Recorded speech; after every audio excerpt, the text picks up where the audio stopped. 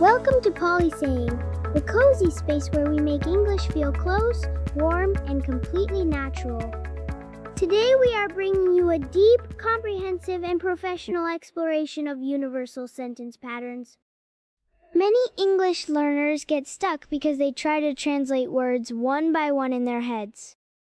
But native speakers do not build sentences from scratch. They use pre-assembled chunks and formulas. To guide us through this ultimate masterclass, we have our expert hosts Leo and Mia. They will dissect how these patterns function, analyze their psychological nuances, and show you how to apply them across real-life scenarios. Let us join Leo and Mia for this amazing discussion. Thank you, Freya, and welcome to everyone tuning in.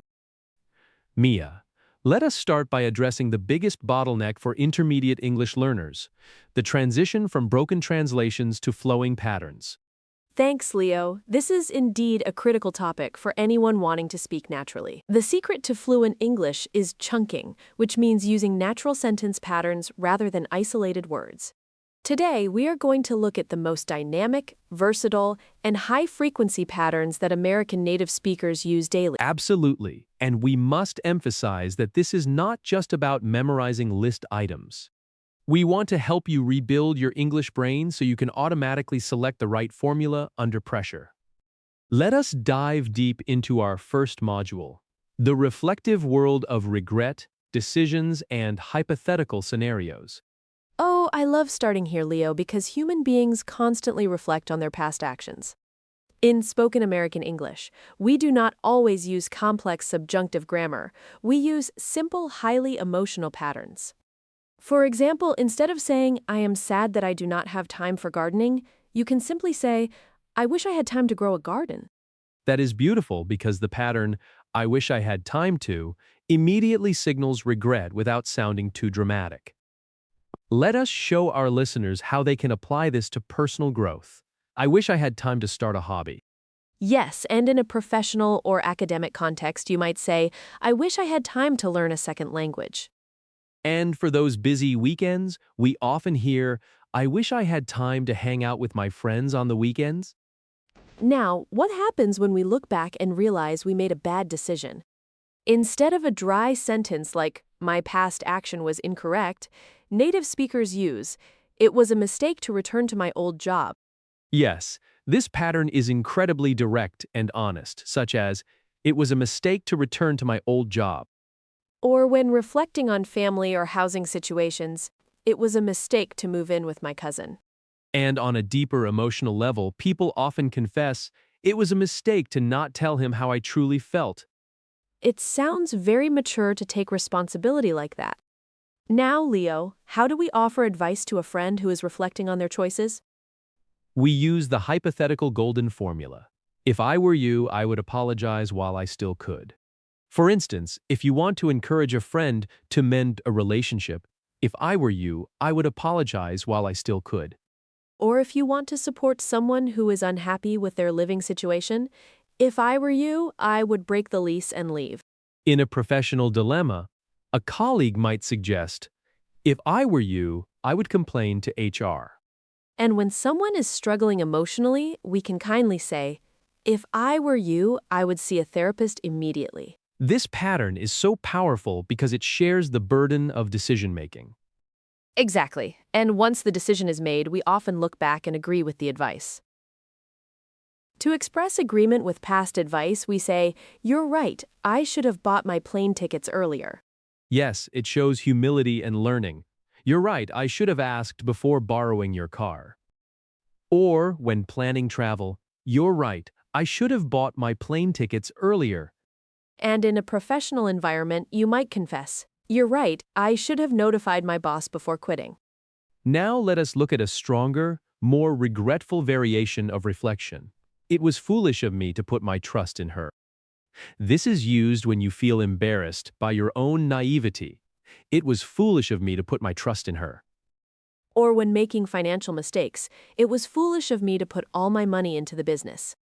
And when looking back at a toxic relationship, "It was foolish of me to waste my energy on someone like them." This is a deeply therapeutic discussion, Leo. Let us transition to our second module, managing social friction with politeness and soft tones. In American culture, maintaining politeness while asking for help or declining offers is an art form. One of the most common ways to ask for help without being intrusive is, "Sorry to bother you, but can you help me find my keys?" Yes, you hear this in every office and coffee shop. Sorry to bother you, but can you tell me the Wi-Fi password again? Or, when you need physical assistance, "Sorry to bother you, but can you help me move the couch?"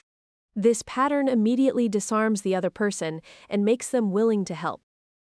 Absolutely. And if you want to make a formal written request extra polite, try, "I'd appreciate it if you'd help me."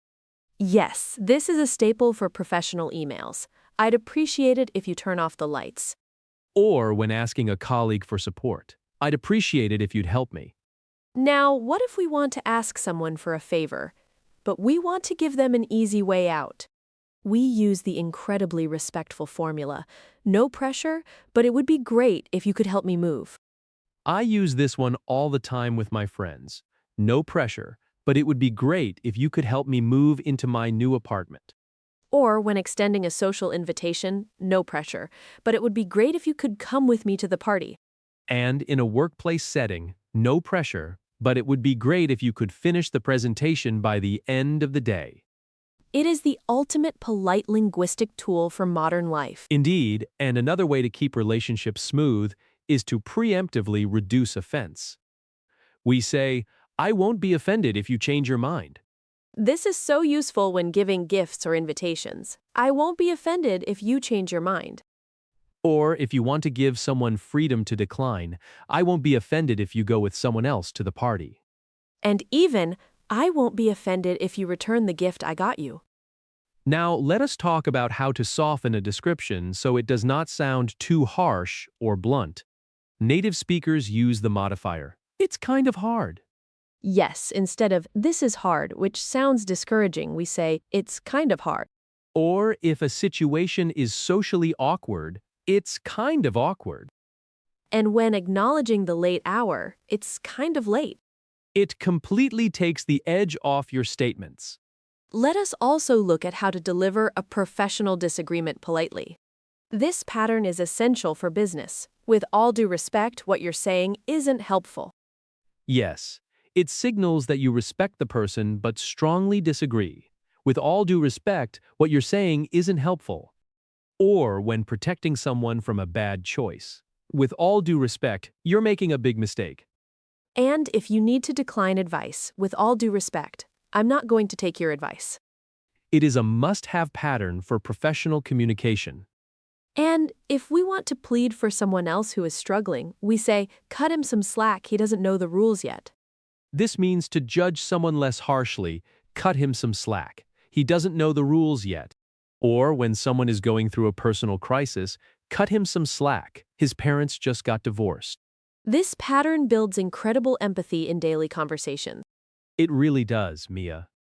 Let us move on to our third module, navigating active listening, hard truths, and interactive dynamics. To show someone that we are listening deeply and analyzing their feelings, we use, "It sounds like you are angry at the world." Yes, this pattern is perfect for empathy. It sounds like you are angry at the world. Or when celebrating their progress, "It sounds like you are doing a lot better these days." But it can also gently call someone out. It sounds like you are blaming everyone but yourself. That is a powerful tool for constructive confrontation. Now, what if we want to open our hearts and deliver an unvarnished truth? We open with this beautiful chunk. "To tell you the truth, I'm still heartbroken." It establishes immediate intimacy. "To tell you the truth, I'm still heartbroken." Or when confessing a past secret, "To tell you the truth, I always had a bit of a crush on her." And when making a major life announcement, "To tell you the truth, I quit my job a few months ago." But while delivering truths, we must protect the other person's feelings and prevent misunderstanding. To prevent a negative interpretation, we say, "I don't want you to think I'm ungrateful." Yes, this is a brilliant preemptive defense. "I don't want you to think I'm ungrateful." Or when managing expectations about your mood, "I don't want you to think I'm upset with you." Or when setting boundaries firmly. I don't want you to think I'm okay with this. It is incredibly professional. Speaking of professional boundaries, sometimes we need to state something clearly to avoid any future disputes. We use the pattern, just to be clear, we are not friends. This is highly effective. Just to be clear, we are not friends. Or, when managing potential outcomes, just to be clear, it's not going to happen. Or when drawing logical lines, just to be clear, those are two separate things. This completely prevents any confusion. But Leo, what about when we feel that someone is crossing the line and we need to confront them directly? We can use, after everything you did, you don't have a right to complain. This is a serious boundary-setting pattern. After everything you did, you don't have a right to complain. Or when protecting another person. After everything you did, you don't have a right to talk to her like that. And on a professional team, after everything you did, you don't have a right to put your name on this project. That is an incredibly powerful way to stand up for yourself. It really is, Mia. Now, let us move to our fourth module, necessity, inevitability, and psychological limits. Sometimes we reach a point where we have absolutely no other choices left. Instead of panicking, we can state our resolve using, I have no other choice but to quit my job. This expresses absolute resolve, such as, I have no other choice but to quit my job. Or when facing a difficult relationship, I have no other choice but to find a new roommate. Or, when revealing a hard truth, I have no other choice but to confront him with the truth. And a very close sister pattern is, my only option left is to stop drinking and get my life together. Yes, like when taking control of your life, my only option left is to stop drinking and get my life together. Or when seeking legal help, my only option left is to go to the police. It highlights a dramatic turning point. And if we look at a situation that is declining rapidly, we can predict the future using, at this rate, I'll need to take out a loan. This is highly practical. At this rate, I'll need to take out a loan. Or when living expenses are too high, at this rate, I'll need to move to another county. Or when realizing a massive personal failure, at this rate, I'll need to apologize on my hands and knees. This pattern is perfect for financial or lifestyle forecasting. Yes, and speaking of forecasting, when something is absolutely certain to happen, we say, it seems inevitable that they will be caught. For example, when criminals are sloppy, it seems inevitable that they will be caught. Or when expecting a relationship milestone, it seems inevitable that she will be married by the end of the year. Or when contemplating a career move, it seems inevitable that I will move abroad. This completely captures the natural flow of destiny. Now, Leo, let us enter our fifth and final module, the professional methodology of how to master these patterns. This is the most crucial part of today's podcast. Learners must practice contextual variance, which means generating multiple sentences using the same formula. Yes, do not just read the examples. You must speak them out loud, mimicking native pronunciation. For instance, try to practice linking words smoothly in the pattern no pressure, but, and practice the glottal stops when pronouncing got to distinguish between must and had the opportunity to. Rebuilding your English-thinking brain takes daily consistency, but these patterns are your best shortcuts. Exactly. Using these patterns is like putting on high-quality armor before entering a conversation.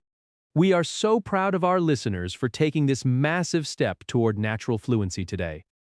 Thank you, Leo and Mia, for this deeply professional, insightful, and comprehensive discussion.